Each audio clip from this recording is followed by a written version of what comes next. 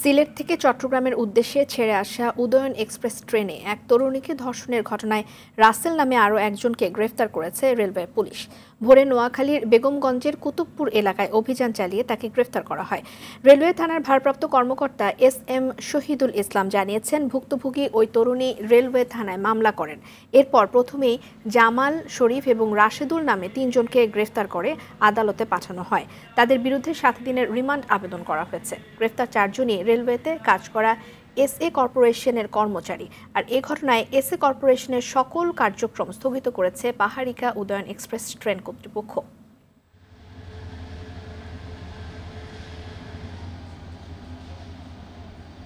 অভিযোগ পাওয়া মাত্রই আমরা আইনগত ব্যবস্থা নিয়েছি এবং আমরা এখন যেহেতু একটা ব্যবস্থা শুরু করেছি, আমরা চিন্তা করব যে অন্যান্য যারা এখানে আছে কাজ করে সবার ব্যাপারে পুলিশ ভেরিফিকেশন করার জন্য।